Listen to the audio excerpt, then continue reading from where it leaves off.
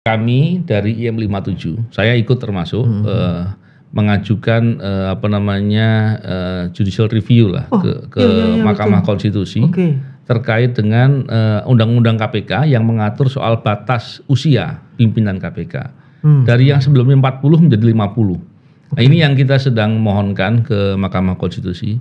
Ya, semoga nanti proses rekrutmen pimpinan KPK-nya bisa berjalan baik dan tidak lagi terjadi isu-isu seperti sekarang yang justru malah tanda kutip menjegal KPK untuk bisa memberantas korupsi dengan lebih baik.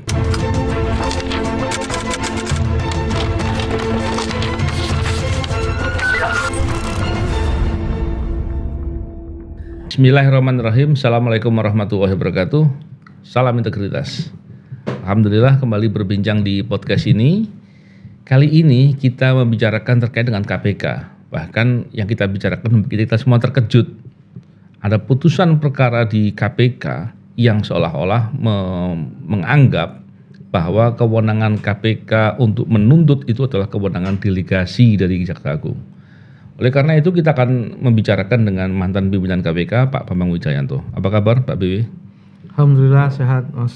Ya, kita prihatin ini Pak. Yes. Putusannya mengagetkan dan banyak orang mempertanyakan sebenarnya. Dan saya pun memandang begini Pak BW. Kewenangan KPK untuk menuntut dalam perkara tidak pidana korupsi harusnya kewenangan atributif, bukan kewenangan delegatif. Tapi kemudian dalam kasus ini, kasus atas nama terdakwa Ghazalba Saleh ya, yang bersangkutan adalah mantan Hakim Agung kalau nggak salah ya.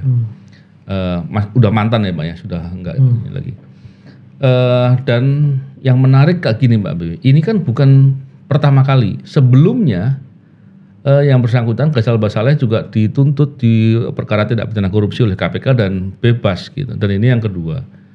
Kemudian orang tentunya spekulasi banyak memandang begini, wah jangan-jangan hakimnya ini mantan anak buahnya nih, atau hal-hal yang sifatnya seperti itu. Jadi subjektivitas dalam tuntutan itu kemudian dalam putusan itu menjadi hal yang dipertanyakan.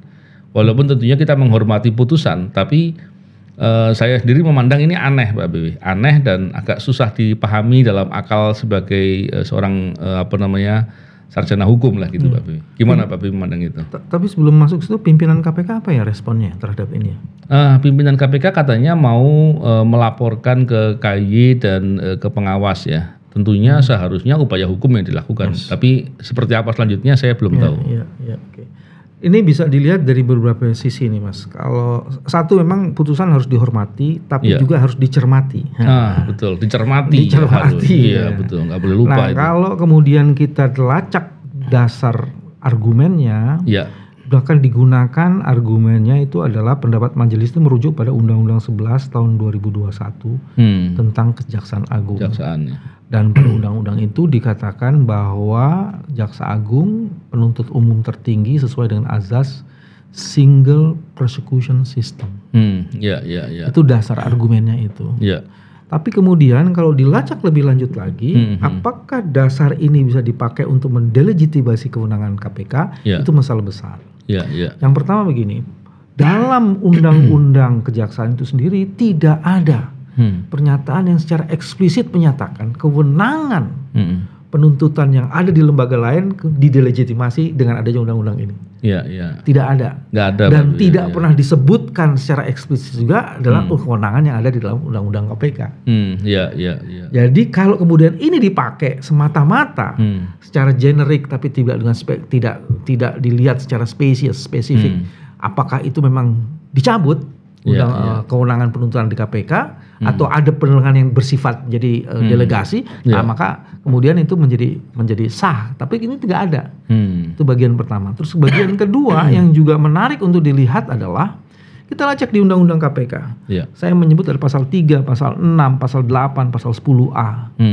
Pasal 3 menyatakan bahwa KPK itu kewenangannya, tugas dan kewenangan bersifat independen. Kalau kemudian harus dapat pendelegasian, dia tidak independen. Betul. Jadi putusan itu melanggar prinsip dasar yang ada di Undang-Undang KPK. Putusan yang baru diputuskan mengenai GB ini.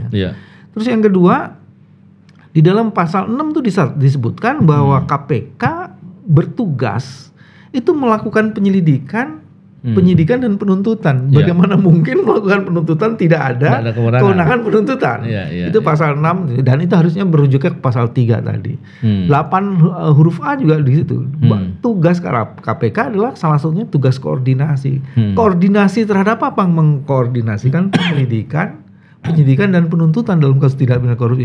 Nah, kalau mengkoordinasikan sifatnya administratif kan harus ada kewenangan yang melekat di situ. Iya, betul. Nah, itu pasal 8-nya ngomong itu. Pasal 10A-nya bahkan pasal 10A itu KPK berwenang mengambil alih penyidikan dan atau penuntutan. Nah, kalau dia bisa mengambil alih terus dia nggak punya kewenangan penuntutan, bagaimana cara mengeksekusinya? Jadi sebenarnya kalau mau disimpulkan, putusan yang diajukan oleh pengadilan untuk mendelegitimasi kewenangan KPK di bidang penuntutan itu tidak utuh, sempurna, tidak kuat argumen yang dibangunnya. Dia hanya menunjuk pada single authority yang tadi dari Kejaksaan Agung, tapi kemudian tidak mempersoalkan kewenangan-kewenangan yang ada di. Jadi dia cuma ngomong single prosecution system yang dimiliki oleh Jaksa Agung, berpijak pada Undang-Undang 11 tahun 2001 tentang Kejaksaan Agung, tapi tidak kemudian mendelegitimasi secara eksplisit. Kira-kira itu sih. Memang tapi pasal 3, pasal 6, pasal 8, pasal 10 itu tidak diubah dalam Undang-Undang nomor 19, nggak diubah ya Pak Bibi? Dan itu tidak diubah sama sekali. Dan kaitan dengan Undang-Undang Kejaksaan itu pun tidak dipersoalkan di Undang-Undang Kejaksaan itu. Menarik nih Pak Bibi. Dan saya masih ingat Pak Bibi ketika masih di KPK dulu, kita sering diskusi dengan teman-teman jaksa-jaksa yang ada di KPK yang sebagai penuntut kebanyakan mereka. Kita diskusi soal itu, jadi bahkan diskusinya lebih advance. Mungkin nggak mungkin nggak KPK mengangkat penuntut sendiri yang bukan dari jaksa, sampai seperti itu tuh diskusinya. Walaupun kemudian KPK tentunya masih memandang belum terlalu penting untuk mengangkat sendiri ya, tapi tidak pernah sampai kemudian pembahasannya tentang kewenangannya KPK itu yang sifatnya delegasi itu nggak pernah dibahas. Di Undang-Undang KPK sebelumnya yang sekarang diganti dengan Undang-Undang 19 tahun 2019, pimpinan KPK itu penuntut umum juga loh. Oh betul.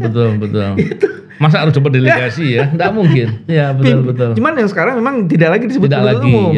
Pada saat itu waktu saya jadi pimpinan KPK, saya itu penyidik dan penuntut umum. Betul.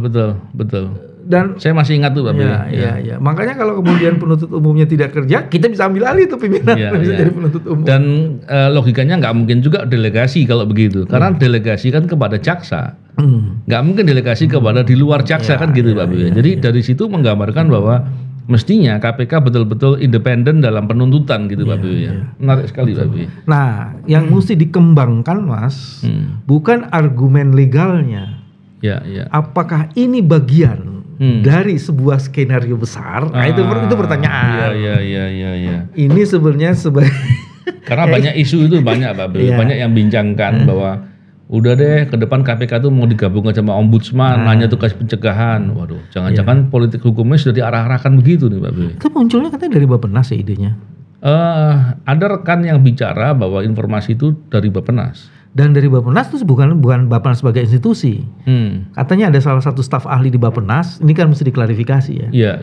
Yang mantan pimpinan mantan salah satu bukan pimpinan lah. Struktural di KPK katanya ini kan. Inisialnya disebut nggak? Saya lupa tuh inisialnya. Kalau Mas Novel tahu inisialnya sebut aja Mas. Nanti kawan-kawan kita sebut sekarang nggak usah dulu. Nah, terus kita tanya bener nggak gitu kan. Jadi kita undang aja ke sini gitu kan. Jadi jangan sembunyi-sembunyi gitu kan. Iya. Karena memang begini ya. Saya khawatir keberadaan KPK yang sekian lama cukup berhasil dalam memberantas korupsi ini kemudian menakutkan gitu Pak Bibi. Karena kemudian kalau kemudian KPK-nya nggak dikubur gitu tanda kutip ya, itu kemudian suatu hari kasus-kasus korupsi yang sekarang ini atau beberapa waktu yang lalu terjadi ini suatu hari bisa diusut dan diungkap gitu. Saya khawatir upaya menutup ini adalah bagian dari menghilangkan jejak atau menghindar dari pertanggungjawaban terkait dengan praktek-praktek korupsi. Tapi memang begini Pak Bibi, saya melihatnya terjadinya masalah ini ketika KPK betul-betul lemah. Dan ini saya tentunya sangat khawatir dengan kondisi lemah, terus kemudian ada kejadian seperti ini, dan khawatir kemudian itu adalah skenario besar, dan setelah itu dilakukan betul, dan masyarakat akan diam karena KPK-nya betul-betul sudah lemah. Ya. KPK lemah kalau dalam skenario yang semua tadi, KPK lemah karena dilemahkan. Iya, iya. Dan pelemahan itu menjadi bagian penting karena ada kuda Troya di dalam yang mendinamisir dan mentransformasi proses pelemahan itu. Dan kita juga harus mengatakan sebagian teman-teman di dalam juga tidak mempunyai kemampuan dan kekuatan atau kesungguhan yang luar biasa untuk melawan kelemahan itu karena dia juga dalam jebakan. Jebakan ya, kalau dia melawan dia pasti di TWK kan. Jadi ada contoh. Jadi TWK itu adalah instrumen yang akan digunakan dan membuat ketakutan, dijadikan sebuah sebagai alat untuk menciptakan ketakutan sehingga terjadilah ketakutan yang absolut sehingga kelemahan itu akan berjalan secara sustain. Nah sekarang pelemahan itu tak hanya sekedar melemahkan KPK, tapi mendekonstruksi lembaga KPK itu. Dengan ide-ide lain, dan salah satunya bisa saja diuji coba melalui putusan ini. Pak BW, kalau melihat dari sekarang ini kasusnya ternyata kan dua, sebelumnya ada putusan bebas untuk Ghazal Basaleh ya Pak BW. Dan kemudian sekarang ini bahkan belum sampai pokok perkara ini sudah dinyatakan lepas gitu Pak BW mungkin ya.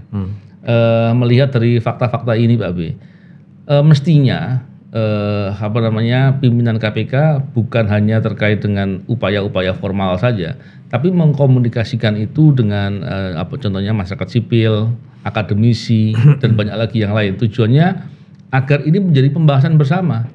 Saya khawatir kalau langkah-langkahnya hanya formal saja, nanti yang terjadi sudah diprediksi Mbak B, arahnya akan dikalahkan betul.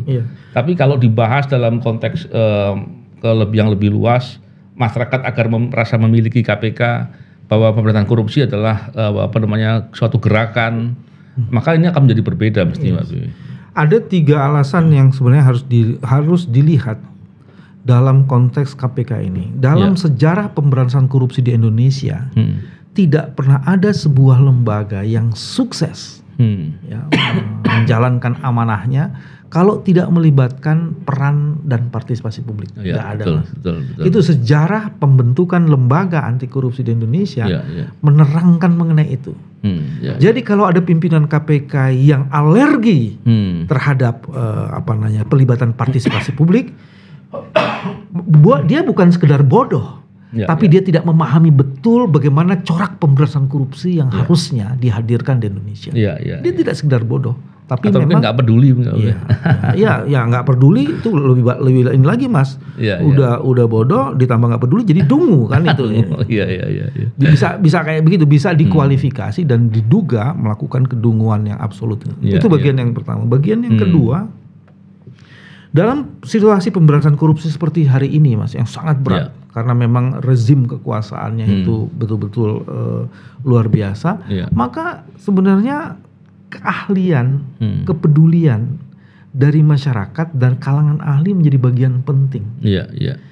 Saya mau kasih tahu misalnya apa yang dilakukan untuk mencontoh Kejaksaan Agung, merekonstruksi argumen dan alasan hukum untuk mewujudkan unsur di dalam pasal 2 dan pasal 3 Undang-Undang Tipikor, di mana ada kerugian perekonomian negara. Itu dilakukan tidak semata-mata karena kepiawaian penegak hukumnya, tapi kontribusi knowledge dari kalangan akademisi yang membantu penegak hukum untuk merekonstruksi unsur itu. Itu lagi-lagi ingin menunjukkan bahwa itu jadi penting. Memang kolaboratif Pak. Dan di situ bukan hanya orang-orang hukum saja, tapi orang dari bidang contohnya ekonomi dan mungkin dari sosial atau mungkin matematika. Mereka bisa membantu untuk melakukan penghitungan tadi Pak. Jadi penghitungannya itu sekarang bukan sekedar penghitungan kerugian negara, tapi kerugian perekonomian negara. Terus yang ketiga yang suka lupa Mas, di dalam Undang-Undang Tipikor sendiri pasal 1 menyatakan gitu, pemberantasan korupsi adalah upaya-upaya pemberantasan melalui penindakan, pencegahan dan pelibatan partisipasi publik. Oke. Ada definisinya tuh, bukan pasal 1, pasal 3 kalau nggak salah ya. Nanti kita lihat lagi. Terus yang kedua di UNCIC juga gitu. United Nations Convention Against Corruption itu disebutkan partisipasi publik menjadi bagian penting, dan di Undang-Undang Pemberantasan Korupsi ada juga tuh pasal yang mengaitkan partisipasi publik. Ada PP-nya malah. Betul. Bahkan pertanggungjawabannya pun harus kepada publik, bukan hanya kepada Presiden dan DPR. Jadi lagi-lagi sebenarnya publik itu inherent di dalam proses pemberantasan korupsi. Dia diakomodasi secara legal, dia juga ada dalam ruang-ruang penegakan hukum secara luas. Nah itu yang mesti dilakukan. Nah sekarang yang mesti dilihat, kalau saya sih curiganya di skenario tadi Mas, jangan-jangan ada sebuah skenario yang dibangun yang menggunakan putusan ini sebagai cara untuk mendekonstruksi KPK sehingga KPK akan dihilangkan dalam peta sejarah penegakan hukum di Indonesia. Memang bicara terkait dengan peran serta masyarakat nih Pak BW. Belakangan memang KPK kurang sekali saya melihat. Bahkan saya bicara dengan kawan-kawan dari masyarakat sipil lah yang selama ini banyak mendukung KPK. Bahkan ada penyuluh anti korupsi. Itu yang diberikan sertifikasi dan pelatihan oleh KPK sendiri.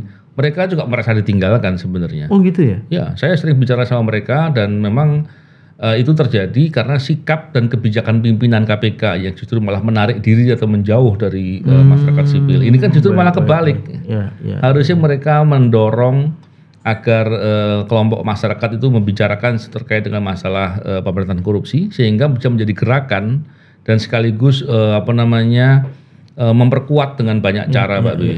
Tapi itu yang nggak dilakukan. Saya melihatnya seperti itu. Sebenarnya sertifikasi penyuluh anti korupsi itu menjadi bagian penting yang akan melekatkan dan meletakkan peran dari partisipasi publik semakin menguat terutama di dalam bidang pencegahan korupsi.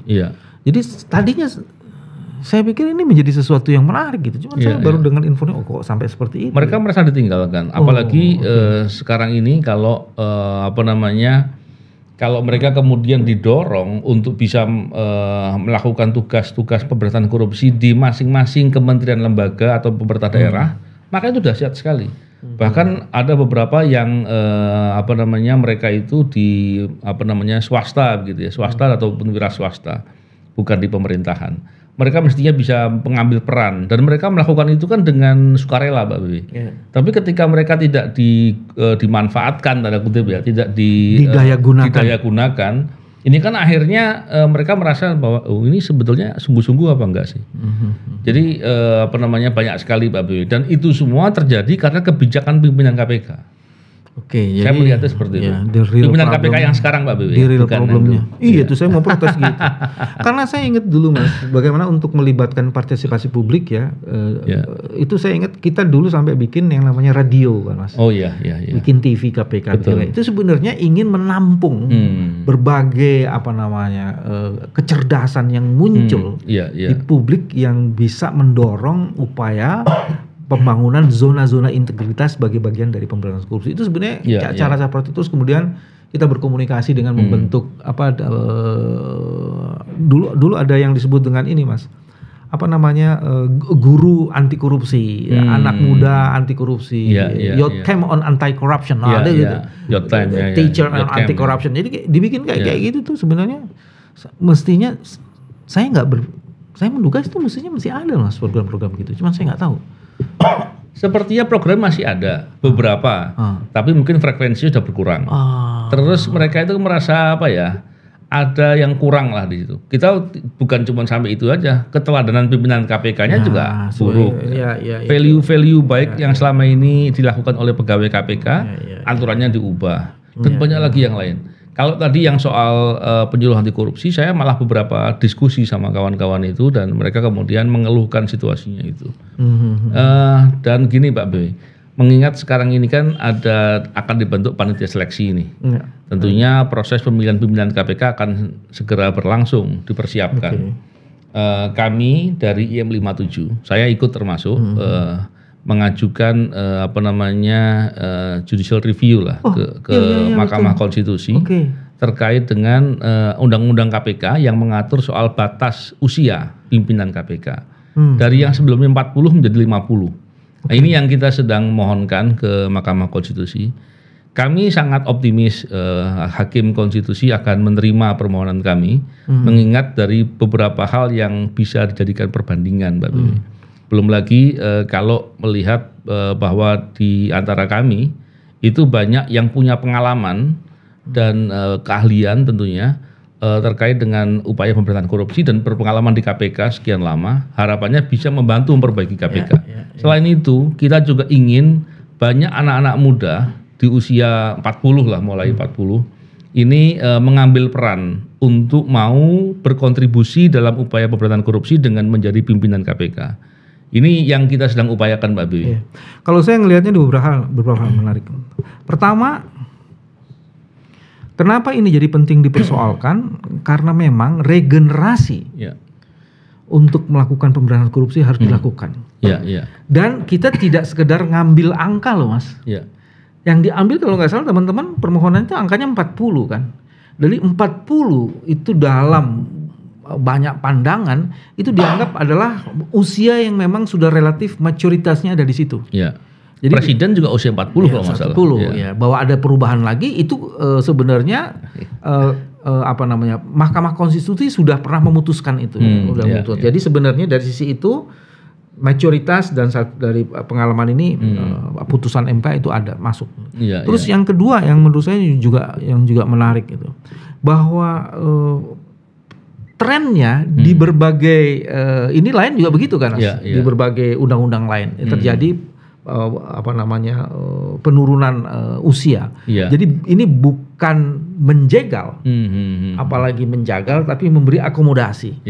Tapi tetap dengan argumen mayoritas secara psikologis dan itu yang membedakan kalau dengan misalnya undang-undang pemilihan presiden kemarin yang tiba-tiba dirubah seperti itu.